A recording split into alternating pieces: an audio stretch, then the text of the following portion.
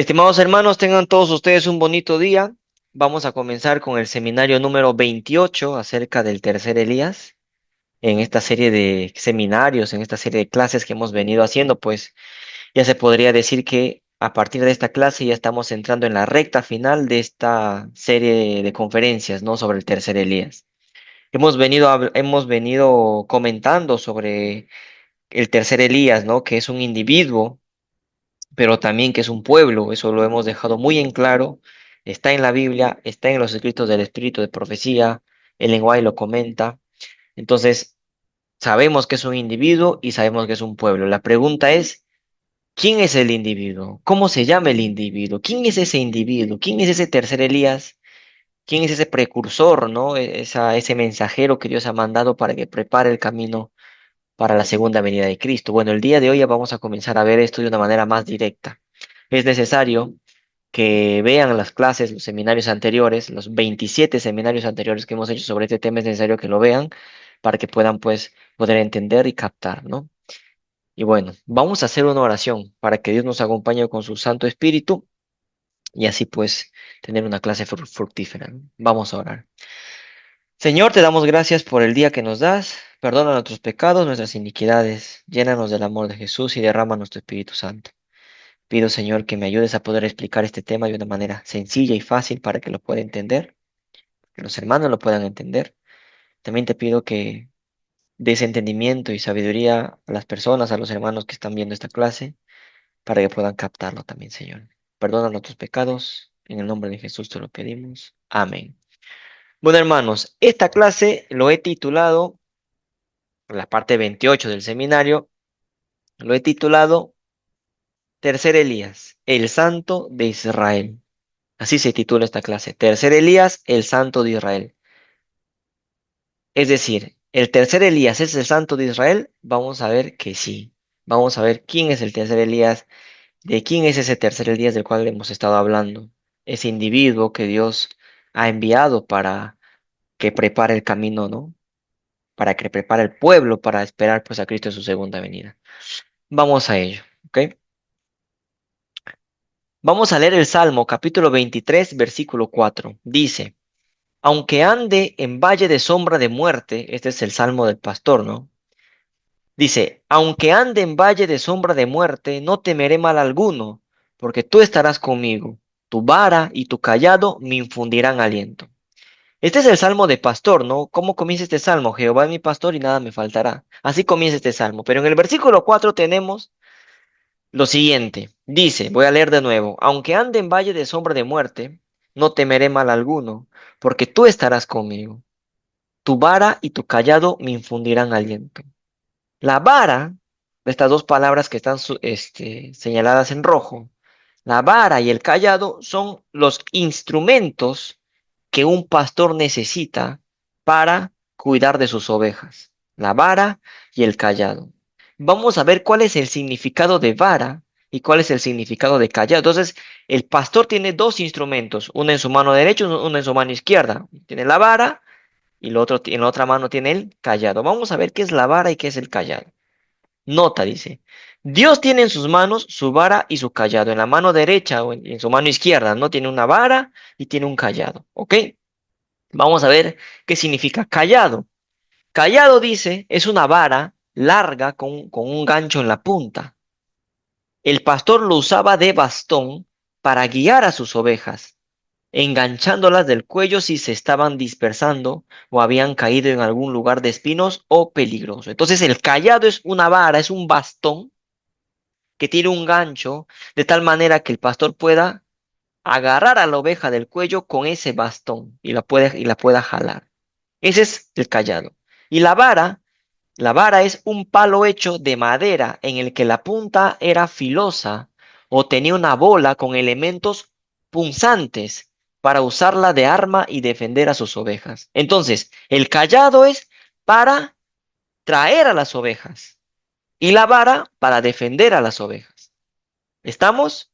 ¿El callado para qué servía? El callado servía para que el pastor, con ese gancho, el callado era un palo que tenía un gancho. Entonces, el pastor agarraba el callado y con el gancho del callado jalaba a la oveja, ¿no? jalaba a la oveja para traerla a su redil. Como que la traía para su redil. Mientras que la vara era un palo, no en forma de gancho, sino que tenía una punta filosa o con elementos punzantes para usarla de arma. Si se quería acercar pues un león o un lobo a querer matar o comer a las ovejas, pues el pastor usaba su vara para dar con esa vara pues al león o al lobo para defender a sus ovejas. Entonces el cayado era para traer a las ovejas al redil, para jalar a las ovejas, y la vara era para defender a las ovejas de los posibles atacantes que podrían tener. Entonces tienes tu vara y tu cayado. Una, que es el cayado para atraer y jalar a las ovejas a tu redil, y la vara para defenderlas. ¿Se entendió hasta ahí, hermanos? Sí, hermano. Sí, pastor. Muy bien, sigamos. Vamos a leer esta cita que está en Profetas y Reyes. El capítulo se titula Los profetas de Dios que les ayudaban. Dice, no son los enemigos abiertos y confesados de la causa de Dios lo que son más de temer. Los que, como los adversarios de Judá y Benjamín, se presentan con palabras agradables y aparentan procurar una alianza amistosa con los hijos de Dios, son los que tienen el mayor poder para engañar. O sea, nuestros enemigos más peligrosos no son aquellos que se declaran ser nuestros enemigos, sino aquellos que dicen ser nuestros hermanos, pero no los son, ¿no? Hay un refrán que dice, cuídate de las aguas mansas que de las bravas me cuido yo. O sea, aquellas personas que aparentan amarnos, que aparentan tener una alianza amistosa con nosotros, son los que tienen mayor poder para engañar. ¿Estamos o no? ¿Se entiende, no? Dice, toda alma debe estar en guardia contra los tales, no sea que la sorprenda desprevenida alguna trampa cuidadosamente escondida. Es decir, son personas hipócritas porque vienen con otras intenciones. Y es especialmente hoy, mientras la historia de esta tierra llega a su fin, cuando el Señor requiere de sus hijos una vigilancia incesante. Es decir, hay que pedirle a Dios también que nos dé ese don de poder calar a la gente, ¿no? Para no ser engañados. Aunque el conflicto no acaba nunca, nadie necesita luchar solo. Los ángeles ayudan y protegen a los que andan humildemente delante de Dios. Nunca traicionará el Señor al que confía en Él. Cuando sus hijos se acercan a Él en busca de protección contra el mal, Él levanta con misericordia y amor un estandarte contra el enemigo. Dice, no los toques porque son míos. Tengo sus nombres esculpidos en las palmas de mis manos. Esto es lo que dice Jehová. Cuando pasemos un peligro, y en toda la época y en toda la etapa de nuestra vida, uno lo que tendría que hacer es acercarse a Dios, ¿no? Entonces, cuando nosotros nos acercamos a Dios en busca de protección contra el mal, dice que Dios levanta con misericordia y amor un estandarte contra el enemigo. Es decir, Dios nos protege. ¿Y qué es lo que dice Dios? Que no nos toquen, ¿no? Porque son míos. Tengo sus nombres esculpidos en las palmas de mis manos. Entonces Dios nos cuida, nos protege, pero hay que acercarnos a Él y hay que pedirle protección, porque Él tiene nuestros nombres esculpidos en las palmas de sus manos.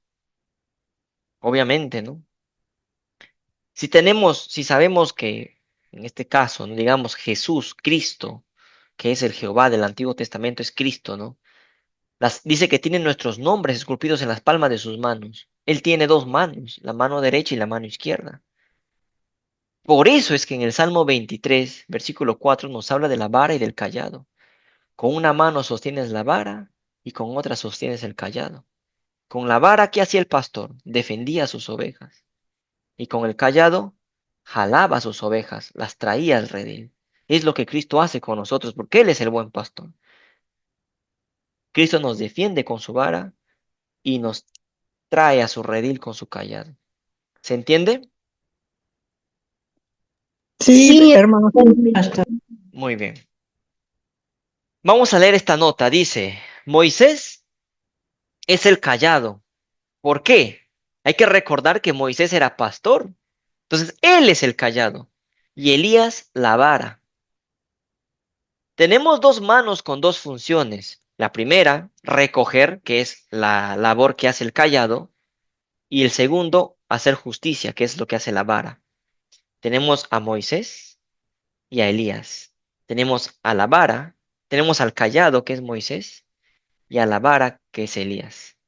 Esto es lo que quiere decir Dios cuando menciona, dice, ¿no? Al mencionar que tiene escritos nuestros nombres en las palmas de sus manos. El pueblo de Dios es Moisés y Elías, y tienen que hacer ese trabajo. El pueblo de Dios es el tercer Elías. El pueblo de Dios es el tercer Elías, porque estamos esculpidas en sus manos, en su vara y su callado. Con el callado te trae al redil, y con su vara te defiende, pero también hace juicio. Porque con la vara lo que el pastor hacía era defender, pero también hacía juicio.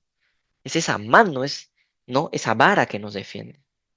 Recordemos que la vara también está relacionado con sacerdocio, con liderazgo. Eso ya lo hemos visto en las clases anteriores. Entonces tenemos la vara y el callado. Aquí en la vara y el callado tenemos la representación de Elías y Moisés. Elías que es la vara, porque dio juicio, y Moisés que es el callado, porque Moisés tuvo que tener santa paciencia durante mucho tiempo para aguantar a ese pueblo de Israel, ¿no? Que era un pueblo pues muy impaciente. Tenemos a Moisés como ese pastor, como ese callado, tratando de que el pueblo no se desvíe, siempre intercediendo ante Dios por su pueblo, ¿no? Y tenemos a Elías como la vara, como el juicio, ¿no? ¿Estamos? ¿Se entendió esa analogía? Sí, hermano. Muy bien.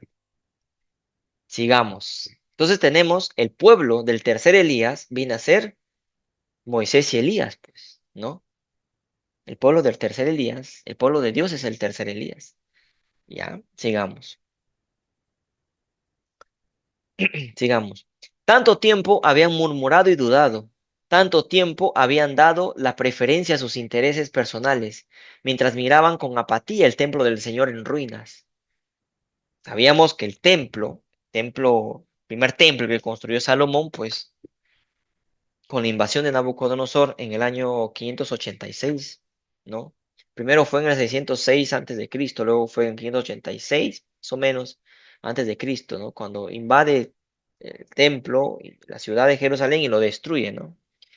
Bueno, entonces, después de esos 70 años de cautiverio, en Babilonia, pues al pueblo le tocaba regresar y volver a reconstruir ese templo que luego se le nombró como el segundo templo, ¿no? Entonces dice, ¿no? Tanto tiempo habían murmurado y dudado, tanto tiempo habían dado la preferencia a sus intereses personales mientras miraban con apatía el templo del Señor en ruinas, que habían perdido de vista el propósito que había tenido Dios al hacerlos volver a Judea, y decían, no es aún venido el tiempo de que la casa de Jehová sea reedificado. Si esta gente que regresa después de los 70 años de cautiverio, que regresan a Jerusalén, estaba desanimada porque estaba todo en ruinas y decían, oye, está todo en ruinas, para volver a levantar un templo nuevamente, y se sentían desmotivados, estaban desanimados. ¿Y qué decían? Que no era el tiempo todavía de construir la casa de Jehová. Cuando la profecía decía que sí era tiempo, porque ya habían pasado los 70 años y tenían que regresar y tenían que ir a construir, a reedificar la casa para Jehová. Era profecía y tenía que cumplirse sí o sí. Pero la gente estaba desanimada y por falta de fe dijeron que no, no es el tiempo todavía. Y eso está mal, ¿no? Los profetas, Ageo y Zacarías, tenemos a dos profetas, a dos, fueron suscitados para hacer frente a la crisis. Si los israelitas hubiesen honrado a Dios, si le hubiesen manifestado el respeto y la cortesía que le debían, haciendo de la edificación de su casa su primer trabajo, le habrían invitado a estar presente y a bendecirlos. Es decir, los israelitas no habían manifestado respeto ni cortesía a Dios. ¿Por qué? Porque habían estado desanimados en construir o en reconstruir el templo para Jehová, el segundo templo. Entonces, no mostraban respeto ni cortesía. Ellos lo que deberían haber hecho es mostrar respeto, cortesía, agradecimiento, porque ya Dios les estaba trayendo nuevamente a su tierra para que vuelvan a edificar una casa para Jehová. Pero ellos no se sentían animados para hacerlo. ¿Mm? Tenían que hacer su labor. Su primera labor, ¿cuál era? Construir esa casa, ese templo para Jehová. Eso era su primera labor, pero ellos desistieron. ¿Por qué? Por falta de fe, estaban desanimados. ¿Mm? No confiaron en Dios. Pero Dios levanta a dos profetas, Ageo y Zacarías, para que vayan al pueblo y den un mensaje. Sigamos. Dice, tener en cuenta que edificar la iglesia en nuestro contexto actual significa edificar el mensaje, que viene a ser la triada, ¿no? Doctrina, ley y profecía. La ley y los profetas, y la doctrina, obviamente, que está dentro de ello, ¿no? Entonces, edificar la iglesia en la época de Ageo y Zacarías, pues implicaba construir literalmente el segundo templo. Pero en nuestro tiempo implica edificar el mensaje. Un mensaje que ha sido destruido. Un mensaje que ha sido olvidado por una denominación. Y que el pueblo, el tercer Elías, con su pueblo, pueblo del tercer Elías, que es el pueblo de Dios, tienen que tener la labor de edificar ese mensaje, de volver a desempolvar esas verdades que han sido enterradas, ¿no? Y volver a presentársela al pueblo. ¿Se entiende? Ahí está el paralelo, ¿no? Construir el templo o edificar la iglesia hoy en día significa edificar el mensaje, desempolvar las verdades que han sido desechadas por una denominación y que hoy en día nosotros tenemos que levantar ese mensaje. Buscáis mucho y halláis poco, y encerráis en casa y soplo en ello. ¿Por qué? Dice Jehová de los ejércitos, por cuanto mi casa está desierta, y cada uno de vosotros corre a su propia casa. Por eso se detuvo de los cielos sobre vosotros la lluvia, y la tierra detuvo sus frutos. Claro, que no hubo lluvia. ¿Por qué? Porque el pueblo no hizo el trabajo que le tocaba hacer. Esa denominación, ese pueblo, no hizo la obra que Dios les dijo que hicieran. Por eso dice que los cielos no cayó, ¿no? Perdón, por eso dice que se detuvo, ¿no? La lluvia y la tierra detuvo sus frutos también. Aquí nuestra hermana Blanca comenta, ¿no? Y dice que la influencia del pueblo de Babilonia los afectó espiritualmente aún más, dice, ¿no? Puede ser. Claro, Babilonia sabemos que ha influenciado, ¿no? En este pueblo de Israel también, ¿no? En sus costumbres, sabemos eso.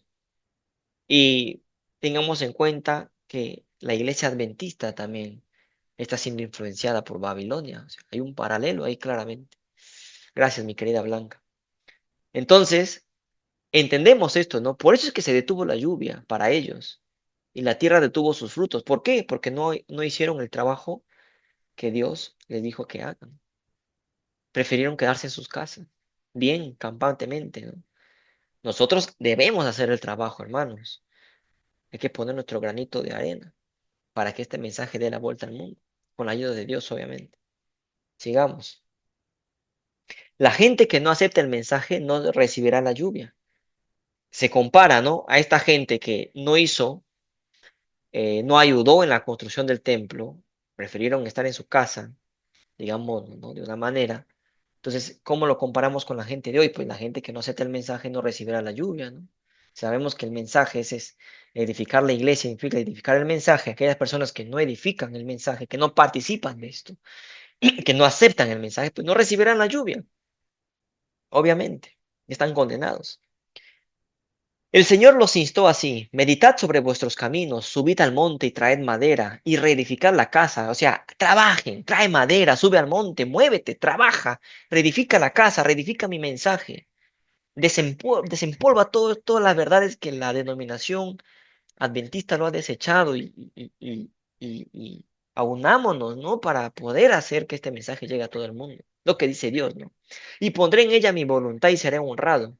Incitados por las advertencias del profeta, obedecieron Zorobabel y Josué. Aquí también tenemos a dos.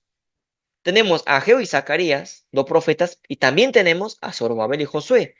Ya vamos viendo que hay dos personas aquí que van liderando el grupo. Y todo el demás pueblo, la voz de Jehová su Dios y las palabras del profeta Ageo. ¿Sí? Obedecieron Zorobabel y Josué. Las palabras de Ageo y Zacarías la obedecieron Zorobabel y Josué. Dice, nota, en la Biblia se observan muchos ejemplos de parejas profetas. Es decir, Dios envía a una pareja de profetas para anunciar algo. Esto debido a que hay una cabeza, que es Cristo, pero también tiene sus dos manos, su vara y su callado. Muchas veces en la Biblia se han visto ejemplos en los cuales Dios envía a una pareja de profetas, a una pareja para anunciar un mensaje. Tenemos el ejemplo de Ageo y Zacarías. Tenemos el ejemplo de Zorobabel y Josué. Y en su momento también de Elías y Eliseo. Ya vayan ustedes sacando sus conclusiones y su análisis a dónde yo estoy apuntando con esto. Porque después que terminemos esta serie de Elías, que ya falta muy poco, también va a haber unos cuantos seminarios que tienen que ver con Eliseo. Así que pilas con eso, hermano. Entonces, muchas veces Dios envía una pareja de profetas. Hay una cabeza que es Cristo y esa cabeza tiene dos manos, que son pues los dos profetas que Dios ha enviado, ¿no? Sigamos. Tan pronto como Israel decidió obedecer, las palabras de reprensión fueron seguidas por un mensaje de aliento. Hay una palabra de reprensión, pero también hay un mensaje de aliento. Ageo habló al pueblo diciendo: Yo soy con vosotros, dice Jehová. Y despertó Jehová el espíritu de Zorobabel, el de Josué y el de todo el resto del pueblo.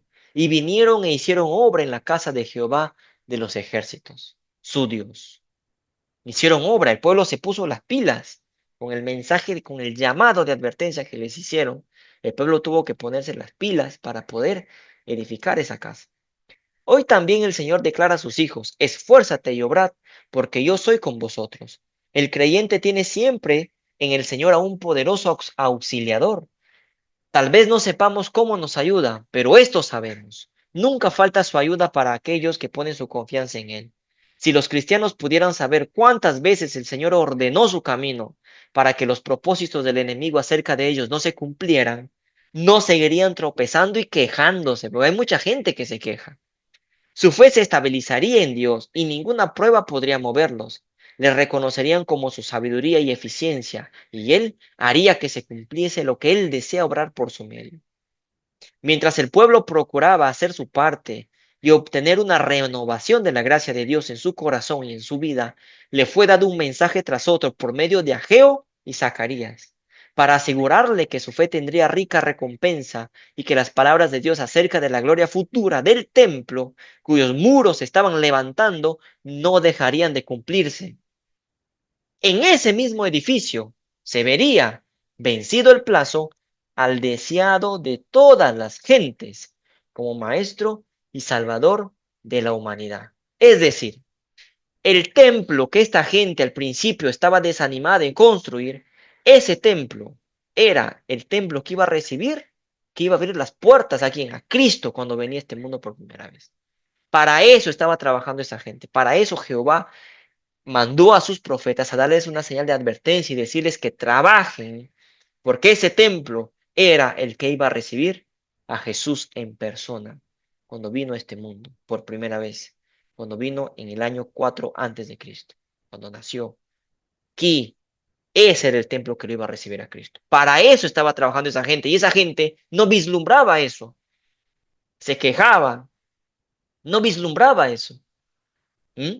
Cuán diferente hubiera sido si hubieran tenido ese discernimiento, ¿no? Para, oye, estás trabajando en un templo que de aquí a unos años, Cristo va a venir al templo por el cual tú participaste en su construcción.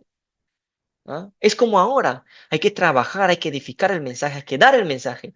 Así también preparar a la gente para qué, para esperar a Cristo en su segunda venida. Aquí hay un paralelo, hermanos. ¿Mm? Dice la nota, ¿no? Estas notas son palabras que yo pongo para que pues se pueda hacer un resumen de lo que estamos leyendo y poder entenderlo, ¿no? Dice: estaban construyendo un templo que iba a recibir a Jesús, el segundo templo. En ese sentido, el pueblo del tercer Elías está construyendo una iglesia, un pueblo, un mensaje para que cuando venga Cristo se lleve a su pueblo en su segunda venida.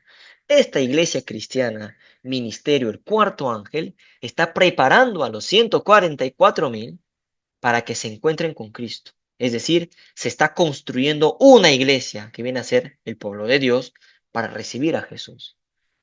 La iglesia es la esposa de Cristo, su novia, su mujer, su pueblo. Estamos preparando, estamos construyendo esta iglesia para recibir a Jesús. Así como Zorobabel y Josué y el pueblo construyeron el templo para la primera venida de Cristo, construyeron la iglesia para la primera venida de Cristo. así nosotros, como pueblo del tercer Elías, con la voluntad de Dios, estamos dentro de este pueblo, pues también estamos construyendo una iglesia para recibir a Cristo. Un grupo de gente que esté preparada para esa venida. Los 144.000 van a ser parte de eso también. ¿Se entiende el paralelo o no, mis hermanos? ¿Se entiende o no se entiende? Sí, pastor. Se entiende.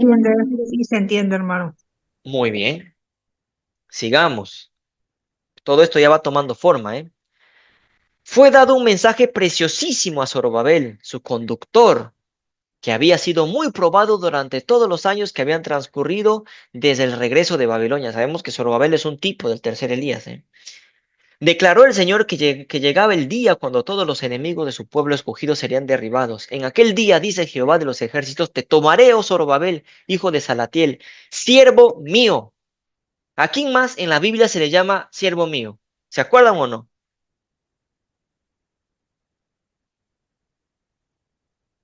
¿Han visto los seminarios o no? ¿A quién más en la Biblia se le llama siervo mío? Sí, hemos hecho un par de seminarios hablando acerca de eso. La estatua de Nabucodonosor, ¿no? ¿A quién le dicen siervo mío? Ay, A rey Ciro. Ciro. A Ciro le dicen el ungido. A Nabucodonosor le dicen mi siervo. A Nabucodonosor le dice mi siervo. Nabucodonosor es un tipo de Elías Varias, también. varias veces se le dice mi siervo mío en Jeremías o por ahí. Así es, mi hermana, así es, así es. Y por otro lado tenemos a Ciro también que le dicen mi ungido, ¿no? Pero siervo mío a Nabucodonosor. A Zorobabel también. Entonces, Nabucodonosor, sabemos que Nabucodonosor también era una figura de Elías, ¿no? Ya hemos explicado eso. Y ponerte como anillo de sellar. ¿Quién llevaba el anillo de sellar? El rey. Porque yo te escogí, dice. ¿Acaso Ciro también no llevaba el anillo de sellar? Claro que sí, era el ungido de Dios. Entonces tienes a Nabucodonosor, a Ciro, a Zorobabel, se relacionan entre sí. Es como un Elías, ¿no? Yo te escogí, dice, Dios lo escogió. No es que Dios al azar lo hace, no, Dios escoge, Dios tiene a su siervo. Mi siervo en singular, le dice a Zorobabel, mi siervo en singular. Ya dejémonos de estar malinterpretando la profecía y decir que el tercer Elías no puede ser un individuo, que solo es un pueblo. No, no es así. Es un pueblo, pero también hay un individuo. La Biblia lo dice. Ahora lo vamos a ver más claro. Ya podía el gobernador de Israel ver el significado de la providencia que le había hecho pasar por desalientos y perplejidades. Podía discernir en todo ello el propósito de Dios. Zorobabel había pasado por muchas pruebas en su vida, de tal manera que Dios lo estaba preparando para esta labor que tenía que hacer. Este mensaje personal dirigido a Zorobabel, un mensaje personal a Zorobabel, fue registrado para alentar a los hijos de Dios en toda época. ¿Ah? A los hijos de Dios en toda época. Lo que le pasó a Zorobabel también le tenía que pasar a alguien, a un Elías que tenía que aparecer. Al enviar pruebas a sus hijos, Dios tiene un propósito. Nunca los conduce por otro camino que el que elegirían si pudiesen ver el fin desde el principio y discernir la gloria del propósito que están cumpliendo. Todo lo que les impone como prueba tiene por fin fortalecerlos para obrar y sufrir para Él. Los mensajes comunicados por Ageo y Zacarías incitaron al pueblo a hacer todo esfuerzo posible para reedificar el templo, el segundo templo. Pero mientras trabajaban, fueron acosados por los samaritanos y otros que idearon muchas obstrucciones. Había gente que era piedra de tropiezo, ¿eh? 2 meses después que fuera entregado el último mensaje que se haya registrado como procedente de Ageo, Zacarías tuvo una serie de visiones relativas a la obra de Dios en la tierra. Esos mensajes dados en forma de parábolas y símbolos llegaron en tiempo de gran incertidumbre y ansiedad y fueron de particular significado para los hombres que avanzaban en el nombre de Dios de Israel. Les parecía a los dirigentes que el permiso concedido a los judíos para reedificar estaba por serles retirado y el futuro se les presentaba muy sombrío. En ese momento, en la época donde están en crisis, Dios vio que su pueblo necesitaba ser sostenido y alentado por una rebelión de su compasión y amor infinitos. ¿Mm? Vamos a leer Zacarías capítulo 1 del 12 al 21, dice. Capítulo 1, versículos del 12 al 21.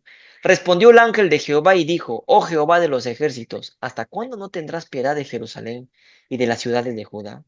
con las cuales has estado airado por espacio de 70 años?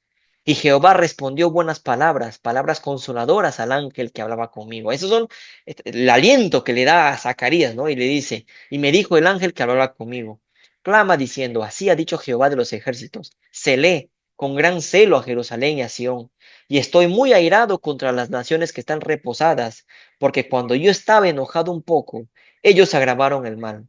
Por tanto, así ha dicho Jehová, yo me he vuelto a Jerusalén con misericordia, en ella será edificada mi casa, dice Jehová de los ejércitos, y la plomada será tendida sobre Jerusalén. Clama aún diciendo, así dice Jehová de los ejércitos, aún rebosarán mis ciudades con la abundancia del bien, y aún consolará Jehová a Sión.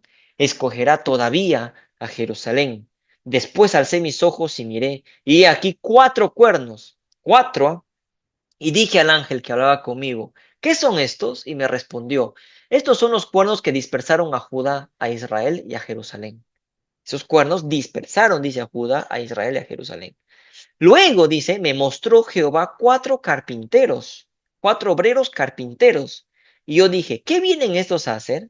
Y me respondió diciendo, aquellos son los cuernos que dispersaron a Jehová, tanto que ninguno alzó su cabeza. Mas estos, o sea, estos 4 obreros carpinteros, dice, han venido para hacerlos temblar, para derribar los cuernos de las naciones que alzaron el cuerno sobre la tierra de Judá para dispersarla. Es decir, estos 4 obreros carpinteros vienen a defender al pueblo de Dios, a ese pueblo que ha sido dispersado por estos 4 cuernos. Se aparecen 4 carpinteros. Cuando leemos la palabra carpintero, ¿en quién pensamos?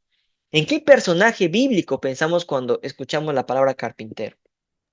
En nuestro Señor José y en Jesucristo. Cristo. Así es, en Jesús.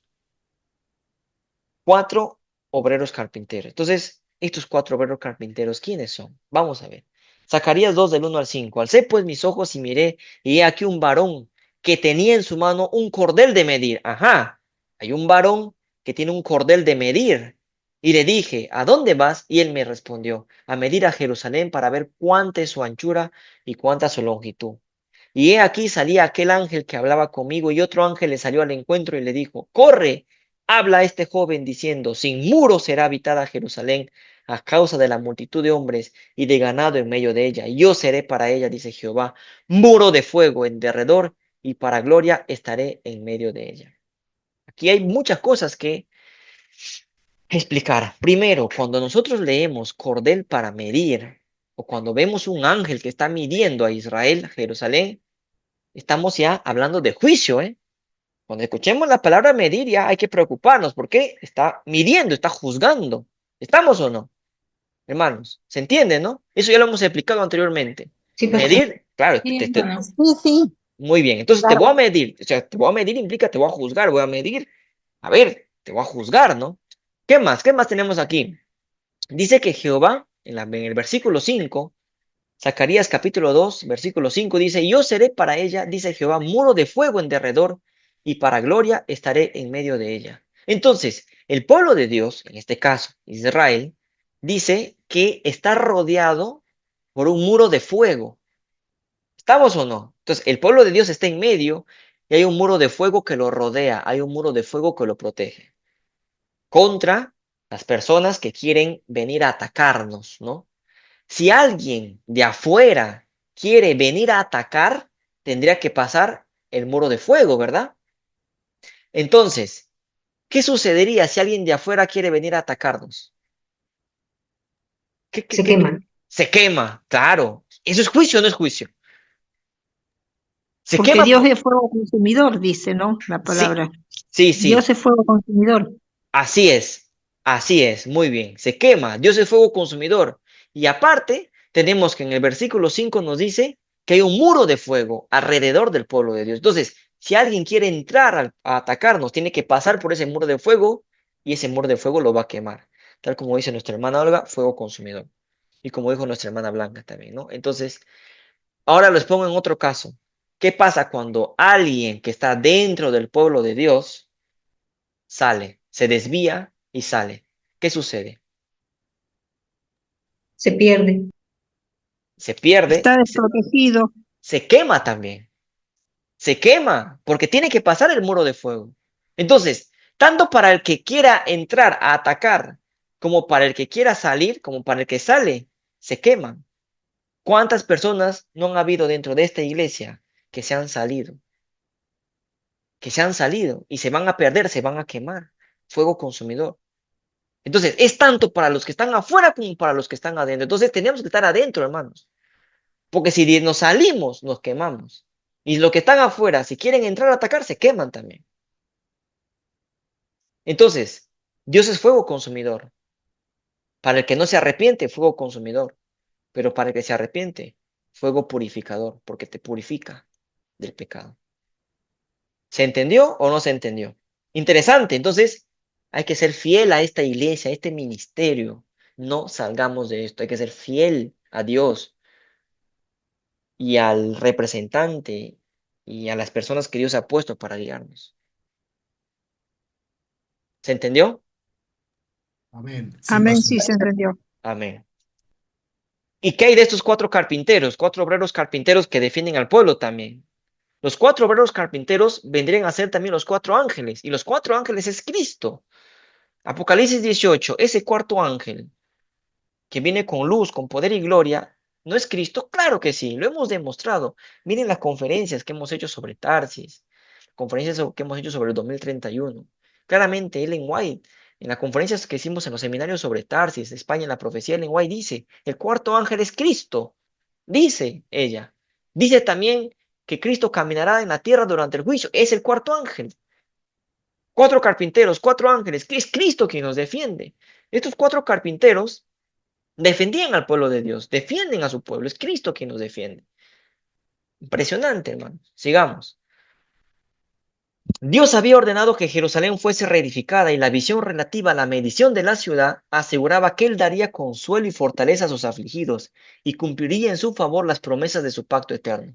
Declaró que su cuidado protector sería como muro de fuego en derredor, eso ya lo hemos explicado, y que por su intermedio la gloria de Él sería revelada a todos los hijos de los hombres.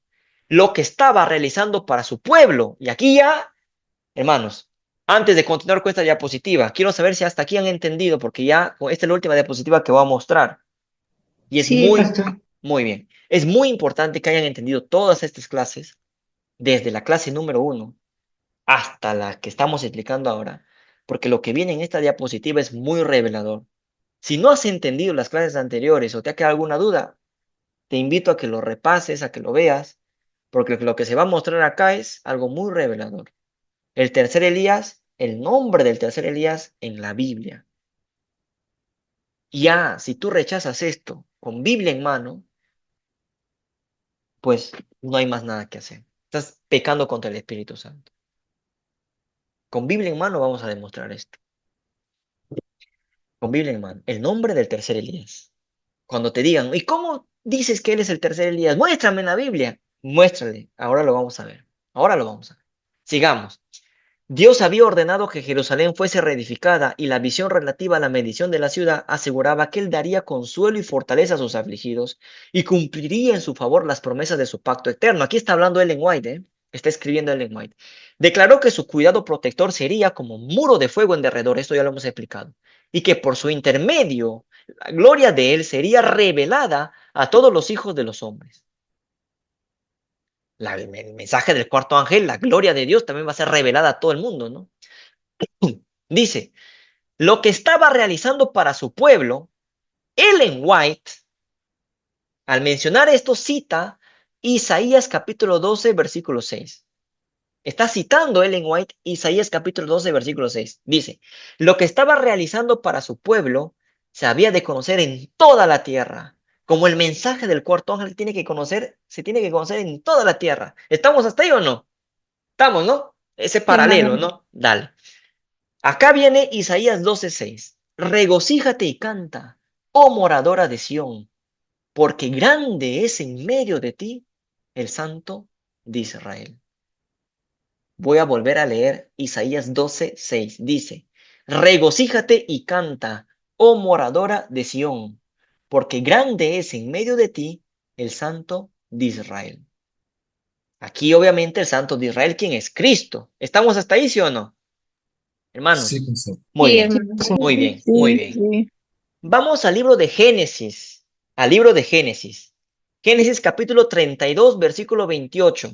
Dice, y el varón le dijo, no se dirá más tu nombre Jacob, sino Israel. Aquí Dios le cambia el nombre a Jacob y le pone Israel, porque has luchado con Dios y con los hombres y has vencido. ¿Qué tiene que ver esto? Tiene que ver mucho, tiene que ver todo. El varón le dijo, voy a leer de nuevo, Génesis 32, 28. Y el varón le dijo, no se dirá más tu nombre Jacob, sino Israel, porque has luchado con Dios y con los hombres y has vencido. ¿Por qué le pone Dios el nombre de Israel a Jacob? ¿Por qué le cambia de nombre? Porque ha luchado con Dios y con los hombres y ha vencido. Vencido. Israel, ¿qué significa entonces? Israel significa lo que está en azul, el que ha luchado con Dios y con los hombres y ha vencido. ¿Qué significa Israel? Israel significa el, Vencedor. el vencedor, el vencedor, Victoria. el Victoria. vencedor, vencedor, ¿no? Por el momento, antes de ir a lo de victoria, para explicar a alguien que te pide pruebas en la Biblia, por el momento nos centramos en la palabra vencido, el que ha vencido, el vencedor. ¿Vamos a hablar de victoria? Sí, vamos a hablar de victoria, porque vencer también es ganar, es victoria, ¿no? Pero literalmente lo que estamos leyendo aquí en el versículo 28 es que Israel significa el que vence. Pregunto, ¿estoy forzando la interpretación o es la misma Biblia quien me está diciendo el significado de Israel? Quiero que por favor sean sinceros. La Biblia lo dice. La Biblia lo dice. Muy bien. Está claro, ¿no? Las letras que están acá, las letras que están en azul y luego en rojo, significa el nombre de Israel. ¿Qué significa Israel? El que ha luchado con Dios y con los hombres y ha vencido. ¿Estamos o no? Entonces, ¿Israel qué significa? El que ha vencido, el que vence. Por eso Dios le puso el nombre a Jacob Israel, porque venció en la lucha que tuvo. El que vence. Hermanos, ¿quedó claro hasta ahí? ¿Sí o no? Para poder avanzar. Esto es lo último ya. Sí, pastor. Sí, Sí, pastor. hermano, está súper claro. Muy Sí, bien, sí. muy bien, Victorioso. muy bien. El que ha vencido. Quedémonos con la palabra que ha vencido. Todavía no entremos a la palabra de victoria. Sé que algunos ya pueden tener una intuición, pueden saber, ¿no? De quién vamos a hablar ahora, pero centrémonos en la palabra vencido, el que vence. Porque imaginemos que le estemos dando el mensaje a una persona que no sabe nada de esto, que tiene dudas de esto. Entonces no le vamos a decir de frente victoria, o sea, centrémonos en la palabra vencido, el que vence, porque es lo que está escrito aquí en la Biblia. Entonces, si está escrito en la Biblia, no tiene cómo desecharlo. ¿Ok? Entonces, Israel significa el vencedor. ¿Dónde lo dice? Génesis 32, 28. Ahí está, ahí lo dice. Ya está. Entonces, si Israel significa el que ha vencido o el vencedor, entonces, cuando aquí dice en Isaías 12:6, voy a leer las palabras que están en verde y en rojo, dice, porque grande es en medio de ti el Santo de Israel. ¿Qué significa Israel? El vencedor. Entonces, podría decir, porque grande es en medio de ti el Santo vencedor. ¿Está bien lo que estoy haciendo o no? Estoy cambiando la palabra Israel por su significado, que significa vencedor. ¿Estamos? Sí, Sí, pastor. Sí. Muy bien, entonces sería, porque grande es en medio de ti el santo vencedor. ¿Hasta ahí estamos? ¿Sí o no? sí, hermano. Sí. Muy Amén. bien, muy bien. Sigamos. Vamos a ver algo muy interesante. Nota, origen del apellido Vicente. Vicente es un nombre propio de origen latino, Vicentius, relativo a la palabra vincens, que significa el vencedor. Uy, qué curiosidad, hermanos. Dice que Vincens significa el vencedor. El apellido Vincens significa el vencedor. ¿Qué es el mismo significado que tiene Israel, el santo de Israel? Entonces, el santo de Israel Miren a la pantalla. El santo de Israel se podría decir como el santo que vence. ¿Sí o no? ¿Estamos? Porque Israel significa el vencedor. ¿Estamos? Sí. Sí, pastor. Muy bien. El santo que vence, entonces el santo de Israel se podría decir como el santo que vence. ¿Ok? El santo que vence se puede decir como el santo vencedor. ¿Sí o no? ¿Estamos o no? Sí, Sí, hermano. Sí. Y es lo mismo, y es lo mismo que decir el San Vicente, sí, Amén. el santo sí, que vence, Sí, el santo vencedor, porque San es una cosa y Vicen la otra. Son dos palabras. el santo vencedor. Así es. El santo vencedor. El San Vicente, el santo de Israel. La victoria del santo de Israel. Claro. ¿Quién fue el santo de Israel? Jacob, ¿no? Porque Dios lo puso Israel, pero también fue un santo Jacob. Y ganó o no ganó, claro que sí, porque obtuvo la victoria, porque venció. La victoria del santo de Israel. La victoria del santo que vence, también se lo podría decir. La victoria del santo vencedor también es lo mismo. La victoria de San Vicente, que es lo mismo. Víctor San Vicente. El nombre y el apellido de este señor es profético. Amén. Si querían ver dónde está escrito el nombre del tercer Elías en las Sagradas Escrituras, tienen pruebas de sobra para demostrarlo. Y es por ello que en toda esta serie de seminarios, desde que hemos comenzado ya hace 4 o 5 meses, hemos tenido que, antes de mostrar el nombre, primero teníamos que mostrar pruebas, bases, tenemos que fundamentar las bases para que no digan que es una tontería las cosas en las que creemos, ¿no? Todo tiene su base, su justificación. Víctor San Vicente es el tercer Elías, es el santo que vence, el santo de Israel. Claro, el santo de Israel es Cristo, claro, pero su representante también. El representante de Dios, como lo fue Juan el Bautista. Tú eres el Cristo, confesó, no negó, sino que confesó. El nombre de Víctor San Vicente es profético, como los nombres de aquellos profetas de la Biblia. Todo profeta en la Biblia, su nombre indicaba la obra que iba a hacer. Busquen el significado de Elías, Eliseo, busquen el significado. Zorobabel, hemos visto en la clase anterior. Moisés, salvado de las aguas. El nombre del profeta indicaba la labor y la obra que él tenía que hacer.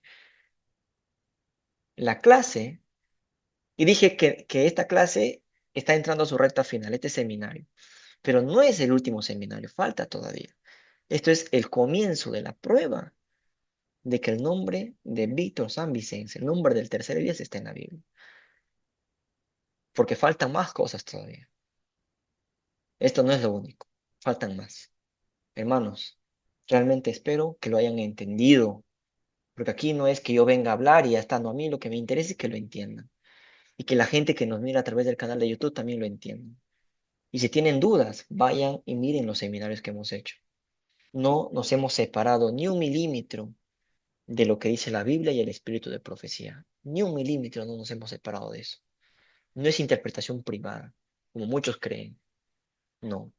Esta interpretación está basada en la Biblia y en los escritos de Ellen White. Invito a que puedan ver estas conferencias. Espero, hermanos, que este seminario, esta clase haya sido de bendición para ustedes. Los invito a que vayan a la página web y al canal a la página web del Gran Engaño y al canal de YouTube de Víctor San Vicente, para que vayan y miren pues los demás temas, otros temas que se están presentando. Ahora que ya comenzaron las conferencias públicas, ¿no? En enero tenemos una conferencia sobre el origen de las sociedades secretas. Vayan y miren. Espero que esta clase haya sido entendible. Tienen cualquier duda, pues me lo pueden hacer. ¿Se entendió? Espero que sí, ¿eh? sí, Para la pastor. gloria, Perfecto, para la gloria de perfecto, Sí, hermano. Dios. hermano. Mm, Gracias, hermano. Gracias a Dios, mi hermana. Gracias a Dios. Vamos a, Amén. vamos a hacer una oración para que esta clase pues quede sellada, confirmada y que no se nos olvide, ¿no? Vamos a hacer una oración. Señor, te damos gracias por habernos bendecido con este día, con esta clase. Gracias, Señor, por haber permitido que los hermanos aquí presentes puedan haber entendido la clase de hoy. También te pido que obres, Señor, en los corazones de las personas que entren por primera vez a este canal de YouTube y vean el seminario. Obra en ellos, Señor, y permite que ellos también puedan aceptar el mensaje. Permite que ayúdanos a que lo estudiado en este día se grabe en nuestras mentes y en nuestros corazones. Perdona nuestros pecados, ten misericordia de nosotros. En el nombre de Jesús te lo pedimos, Señor. Amén.